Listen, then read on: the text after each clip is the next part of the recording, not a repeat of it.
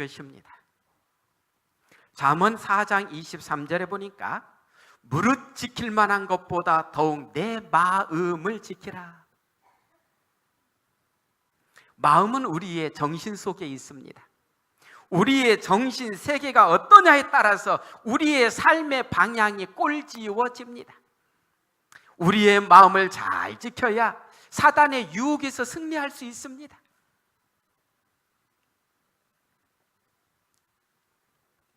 고대 중국의 지리자들은 북방의 이민족들로부터 나라를 보호하고자 대성벽을 쌓았습니다.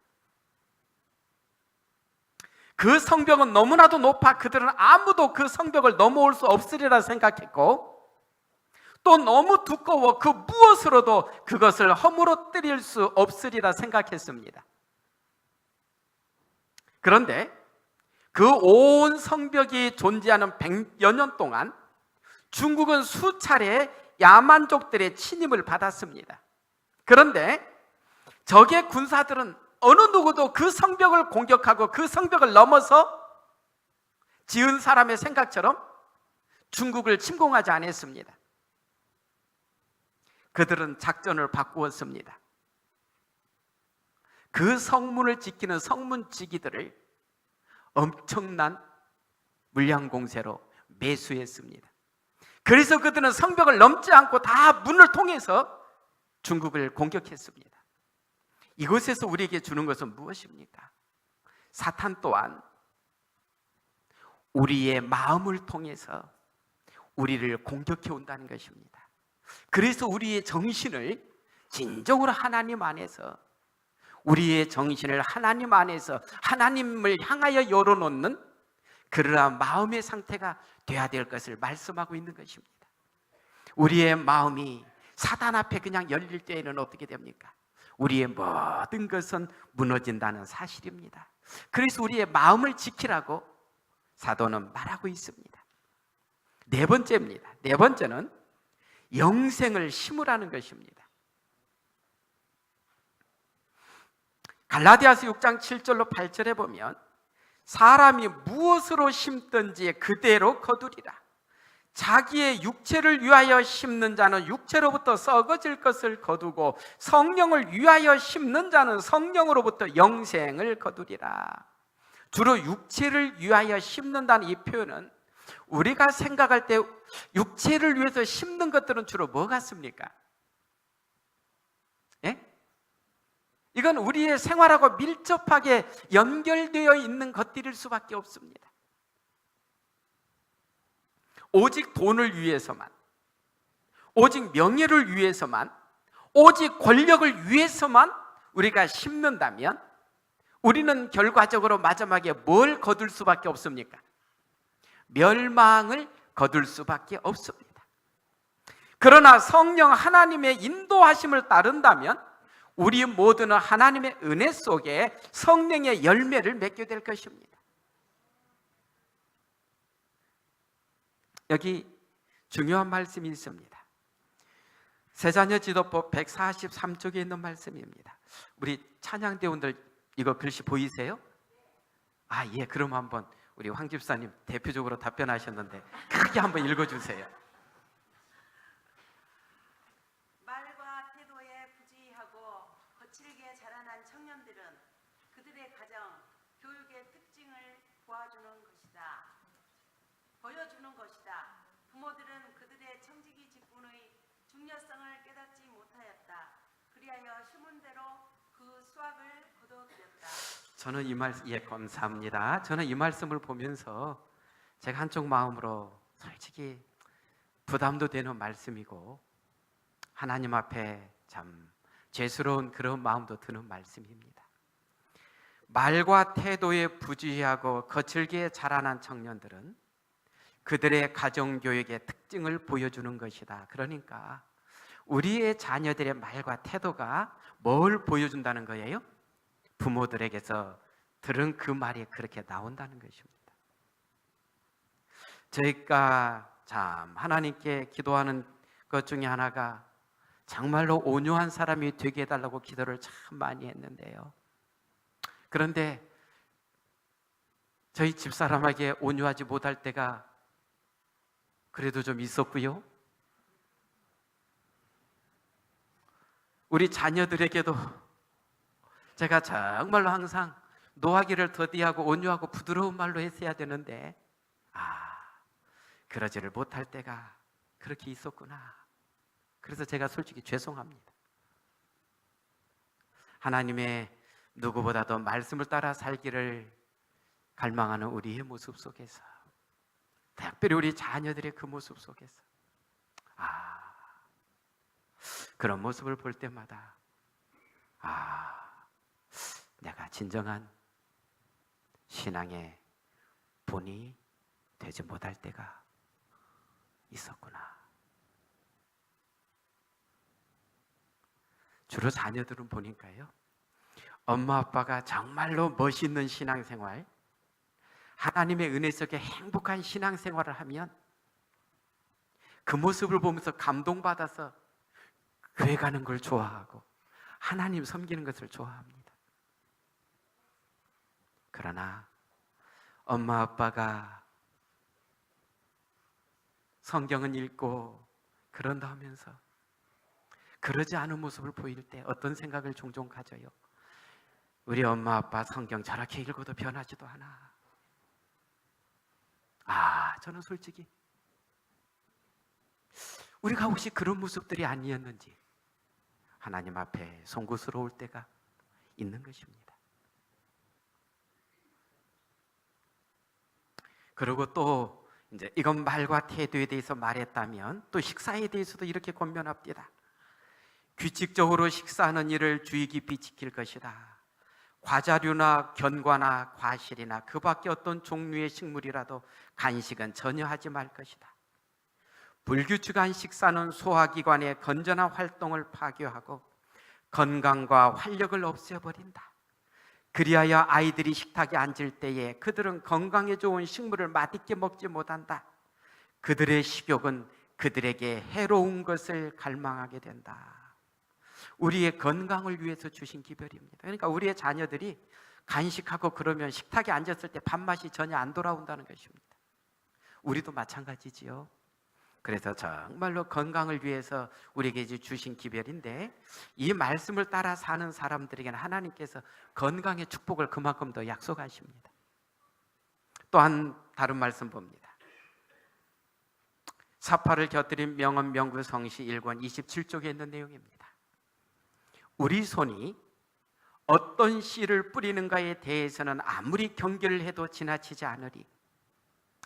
사랑으로부터 분명 사랑을 거둘 것이고 미움으로부터는 분명 미움이 자라나오리니 우리는 행하는 길을 따라 무심코 선 또는 악의 씨를 뿌리지만 언젠가 추수 때에는 기쁨 또는 슬픔의 결실이 우리를 기다리고 있으리. 오늘 우리 보고 씨를 뿌리고 있다라고 말합니다. 오늘 우리는 우리의 삶 속에서 씨를 뿌립니다. 미움의 씨를 뿌리면 미움의 씨를 거두고 사랑의 씨를 뿌리면 사랑을 거두게 된다고 우리에게 권면합니다.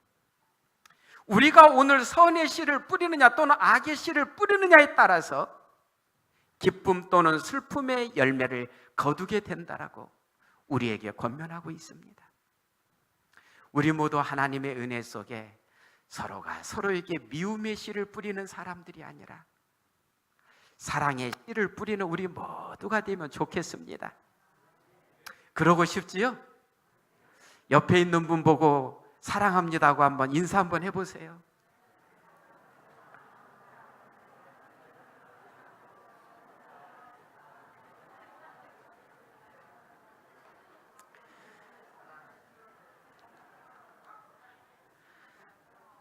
그냥 교회에 오시면 옆에 있는 분들 보고 그렇게 항상 지금 웃는 얼굴로 인사들 좀 해주시기 바랍니다. 그러면 옆에 있는 분들이 얼마나 행복하겠습니까? 안 그렇습니까? 오면은 그냥 방금 그 미소면 충분합니다. 그 미소만 가지고서 우리 같이 인사를 나눈다면 우리 태교온 교회는 다 화목하게 되고 더 사랑이 넘치는 교회가 되고, 그러면서 우리 모두는 교회에 올 때마다 행복을 가슴에 가득 담고 교회를 나서는 우리 모두가 될 것입니다. 다섯 번째는 하나님의 뜻을 먼저 찾는 그리스도인들이 정말로 멋있는 그리스도인이라고 말합니다. 마태복음 6장 33절 다 같이 봉독합니다. 시작합니다. 너희는 먼저 그의 나라와 그의 의를 구하라. 그리하면 이 모든 것을 너희에게 더하시리라. 예수님께서 주신 말씀입니다. 너희는 먼저 그의 나라와 그의 의를 구하라. 그리하면 이 모든 것을 너희에게 더하시리라. 여기서 하나님의 나라와 하나님의 의는 무엇이고 이 모든 것은 무엇입니까?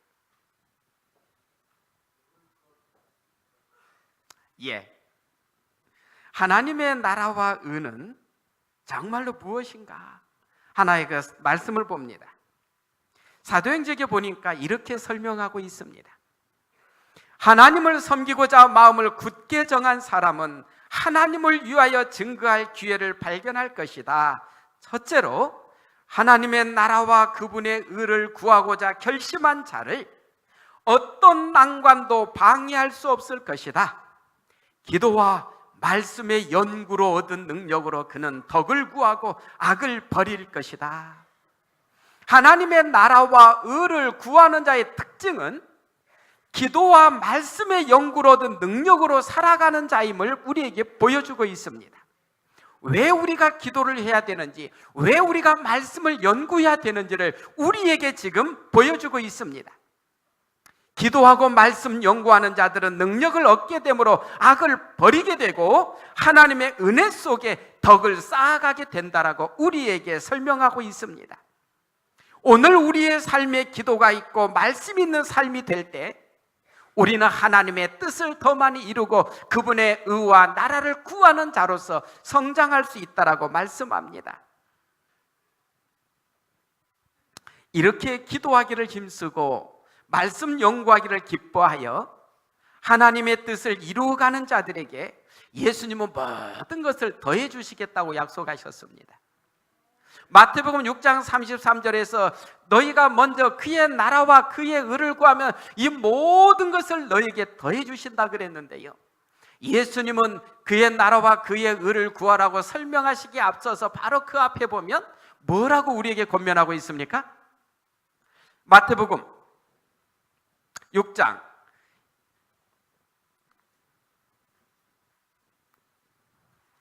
25절입니다. 내가 너희에게 이르노니 목숨을 위하여 무엇을 먹을까 무엇을 마실까 몸을 위하여 무엇을 입을까 염려하지 말라. 목숨이 음식보다 중하지 아니하며 몸이 의복보다 중하지 아니하냐.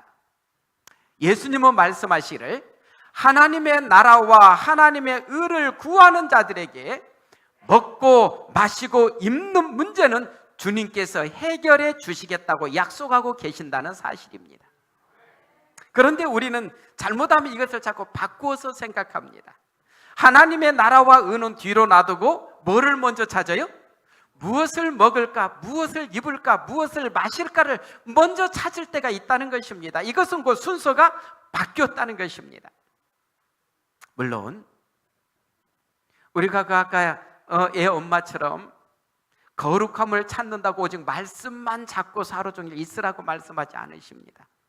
우리가 무엇을 먹고 무엇을 마시고 무엇을 입을까 염려하지 말라는 이 말씀 속에는 너희는 아무것도 하지 말고 말씀만 보고 기도만 하라는 말씀이 아니지 않습니까? 그렇지요? 우리가 하나님의 은혜 속에 성경 하나님의 그 계명을 우리에게 분명히 말합니다. 엿새 동안은 뭐 하라고요? 힘써 열심히 일할 때. 물론 이제 요즘은 세계가 주 5일 근무주가 돼서 요즘은 6일간 일하기도 쉽지 않지요. 그렇지요? 주로 요즘 5일간, 그러니까 우리로 말하면 약간의 그 계명이 6일인데 요즘은 5일이 돼가지고 5일 동안이라도 하나님 앞에서 열심히 일하면서 사는 우리가 될 때 하나님께서는 그 모든 것들은 하나님께서 다 그 다음 이루어 주신다고 약속하고 계신 것입니다. 또 한 말씀 봅니다. 교회 증언 8권 316쪽입니다. 우리는 주의를 끄는 수많은 제목들에서 돌아서야 한다. 시간을 낭비하고 의문을 일으키지만 결국 아무것도 아닌 것들이 있다. 우리는 우리의 영적인 생명을 북돋아주고 고무시켜줄 양식을 우리의 영혼에 공급할 책임을 느껴야 할 필요가 있다. 전에 중간에 있는 말씀이요, 시간을 낭비하고 의문을 일으키지만 결국 아무것도 아닌 것들이 있다. 어떨 때는 어때요? 거기다 시간 1시간 2시간 막 이렇게 투자해서 그 일을 했는데 지나고 나니까 어때요? 괜히 허전하다. 특별히 뭐 할 때 그래요? TV 오락 같은데 그냥 멋없이 빠졌다가, 그렇지요? 1시간 2시간 막 3시간 이렇게 어떨 때 하다고 나고 나면 마음이 뿌듯해요? 아니면 마음이 허전해요? 경험해서 아시잖아요. 그러니까 말씀하기를 시간을 낭비하고 의문을 일으키지만 결국 아무것도 아닌 것들 가지고 우리가 그런 시간을 거기다가 뺏겨가지고 그럴 때가 있다는 것입니다. 그런 건 가급적이면 적게 있으면 좋겠습니다. 그런 건 정말로 하나님의 은혜 속에 아주 적게 있고 우리의 삶 속에 하나님을 생각하고 하나님 안에서의 우리의 삶을 갖고 가는 것이 더 많았으면 참 좋겠습니다. 그러면 우리가 더 멋있고 더 행복한 사람이 되는데요. 6번째 들어갑니다. 욕심을 버리라. 야고보서 1장 15절, 우리 또 다 같이 봉독합니다. 시작합니다. 욕심이 잉태한 즉 죄를 낳고 죄가 장성한 즉 사망을 낳느니라. 모든 불화의 원인이 어디에 있습니까? 욕심의 원인입니다. 우리의 이기심이 모든 불화의 원인입니다. 이걸 한번 보겠습니다. 청교도 명언사전 277쪽에 있는 내용입니다. 사람이 먼 나라를 여행하게 될 때 그가 들고 있는 한 개의 지팡이가 그에게 큰 도움을 줄 수가 있다. 그러나 여러 개의 지팡이는 오히려 그를 귀찮게 한다. 마찬가지로 세상의 사물은 적당하면 천국에 이르는 길에 유익한 도구가 되지만 지나치게 많으면 도리어 방해가 된다. 맞습니까? 여행할 때 한 개의 지팡이는 참 도움이 됩니다. 또 등산할 때 힘들 때는 지팡이 하나, 많으면 2개지요.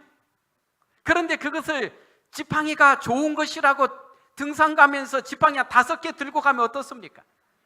이거는 지팡이 때문에 너무 힘들어진다는 것입니다. 오늘 이 세상에 있는 것들도 그렇다는 것입니다. 청교도 명언사전에 보니까 한 개의 지팡이는 그가 여행하는 데 큰 도움이 되지만 여러 개의 지팡이는 오히려 그를 귀찮게 한다는 것입니다. 세상의 것들도 나에게 적당한 게 있을 때 하늘 가는 데 도움이 되지, 그것 많으면 하늘 가는 데 방해가 된다는 것입니다. 그래도 우리 퇴계원 식구들은 재물에 있어서도 여러 개 지팡이들을 안 가지고 있는 것 같아서 고맙습니다.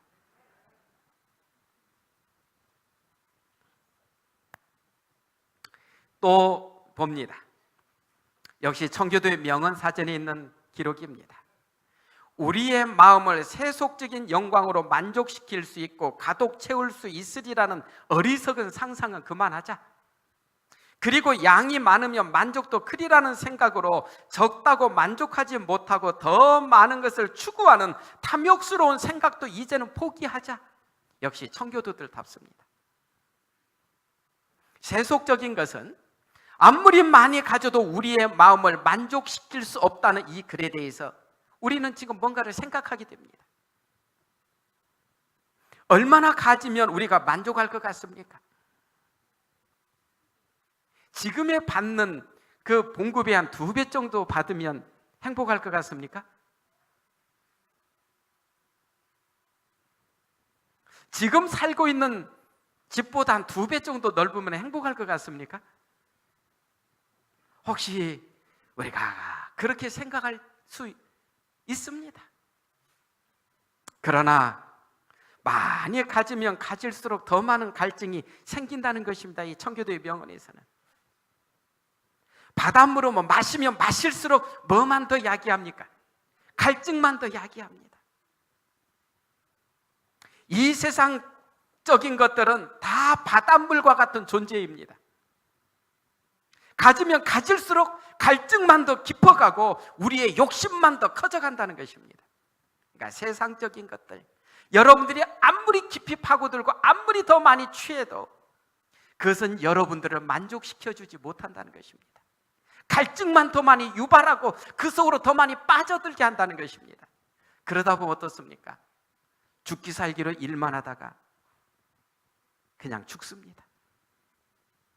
하나님은 우리가 그러한 사람이 아니라 하나님 안에서 체험을 잊고 하나님의 은혜를 누리는 우리가 되라고 말씀합니다. 한 김에 하나 더 봅니다. 우리가 마음으로 느끼는 부족감은 세상의 풍요를 얻지 못하는 데서 오는 것이 아니라 인간의 마음이 쓸데없이 욕심을 부리는 데서 오는 것이다. 그러므로 우리의 육체가 바람을 잡을 수 없는 것처럼 우리 영혼의 헛된 욕망도 만족시킬 수는 없는 것이다. 우리는 채울 수 없는 욕심으로 우리 자신들을 힘들게 할 때가 종종 있습니다.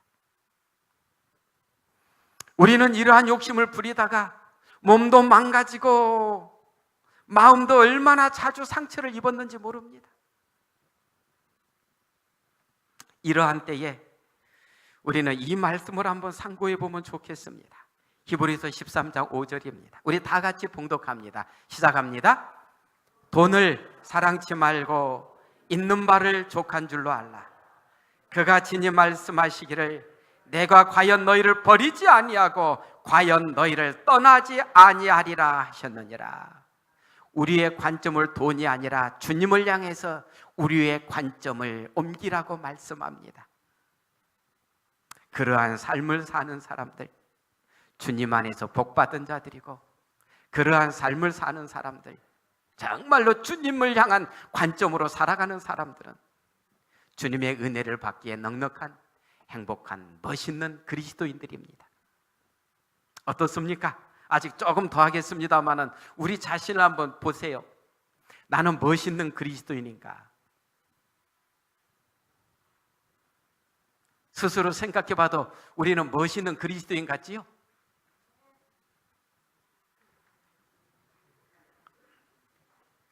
우리 하나님의 은혜 속에 진정으로 우리 멋있는 그리스도인의 삶을 살아가는 우리 모두가 되면 참 좋겠습니다.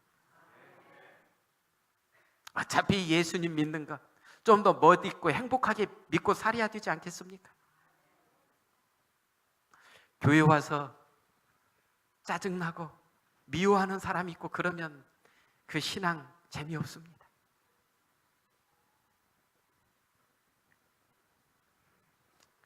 일곱 번째는 악인의 기쁨을 부러워하지 말라는 것입니다. 잠언 11장 13절입니다. 웃을 때에도 마음에 슬픔이 있고 즐거움의 끝에도 근심이 있다. 이야, 상당히 심오한 그 기별을 우리에게 전해주고 있습니다. 우리는 사람의 깊은 내면을 모릅니다. 그저 겉으로 보이는 모습만 보고 판단할 때가 있습니다.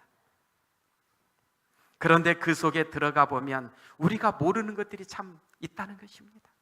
특별히 오늘은 제가 청교도의 명언사전에서 나온 글을 좀 많이 인용합니다.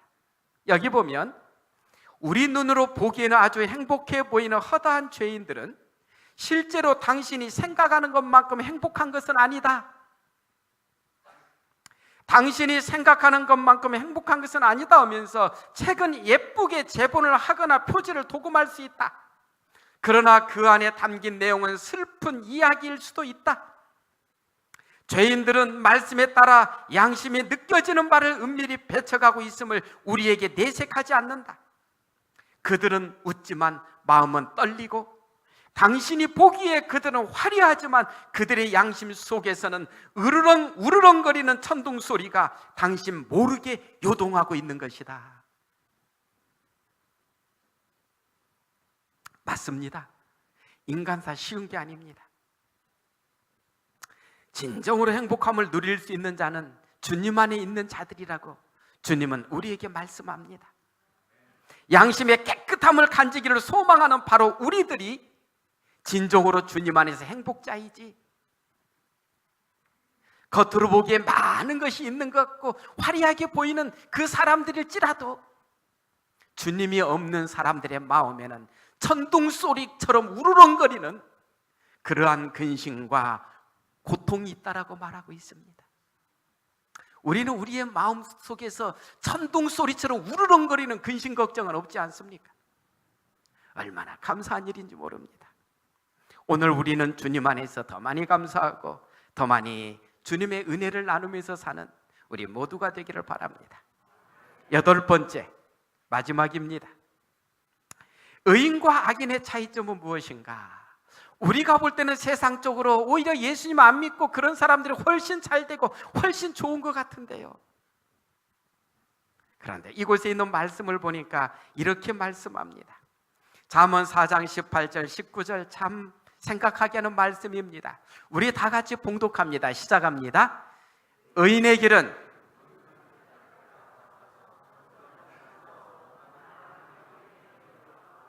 악인의 길은 어둠 같아서 그가 거쳐 넘어져도 그것이 무엇인지 깨닫지 못한다.